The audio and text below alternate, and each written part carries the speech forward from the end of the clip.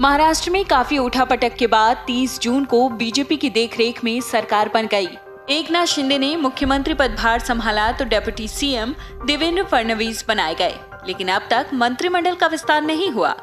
हालांकि सूत्रों के मुताबिक पार्टी में मंत्रिमंडल विस्तार की तैयारियां जारी हैं। बताया जा रहा है कि राष्ट्रपति चुनाव के चलते मंत्रिमंडल का विस्तार 2 चरणों में होगा, एक चुनाव के पहले तो दूसरा राष्ट्रपति चुनाव के बाद।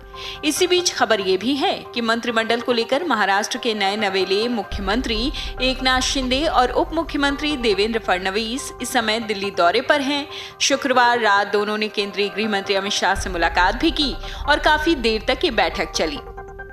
बैठक रात तकरीबन 9:30 बजे शुरू हुई थी, जो कि रात की 2 बजे खत्म हुई। समझ सकते हैं आप कि इसमें कैबिनेट विस्तार पर कितने आराम से चर्चा की गई होगी। इस बैठक में इस बात पर भी चर्चा हुई कि सरकार में किसके पास गृह मंत्रालय रहेगा। जी हां, वहीं राजनीतिक सूत्रों की माने तो उनके मुताबिक गृह मंत्री का पद देवेंद्र फडणवीस के खाते में आने की संभावना बेहद कम है, बल्कि इस रेस में चंद्रकांत पाटिल सबसे आगे हैं, जो फिलहाल बीजेपी प्रदेश अध्यक्ष हैं।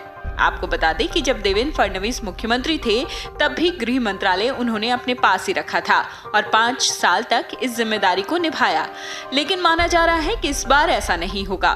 जिस तरीके से पार्टी में फडणवीस का कद दिन पर दिन घटता जा रहा है, उससे कयास यही है कि पार्टी ने फडणवीस के लिए कुछ बड़ा सोच रखा है।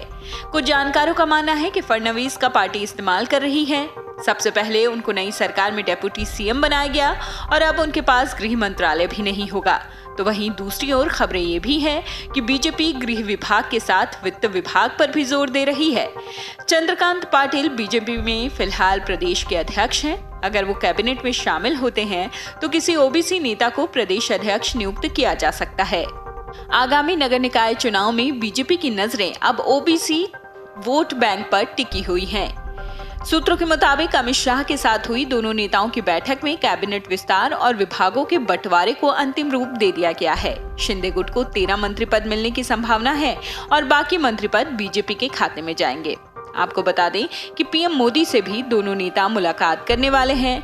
हालांकि महाराष्ट्र कैबिनेट के फॉर्मूले को अंतिम रूप जरूर दे दिया गया है और नए मंत्रियों का शपथ ग्रहण सोमवार सुबह होने की संभावना भी है।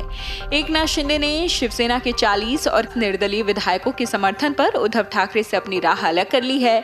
इन्होंने महाविकास आघाड़ी की सरकार गिरा दी और प्रदेश को एक नई सरकार दी।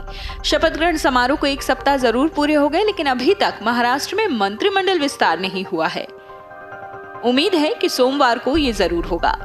Video desk amarujala.com। डाउनलोड करें अमर उजाला ऐप और पाएं खबरें लगातार।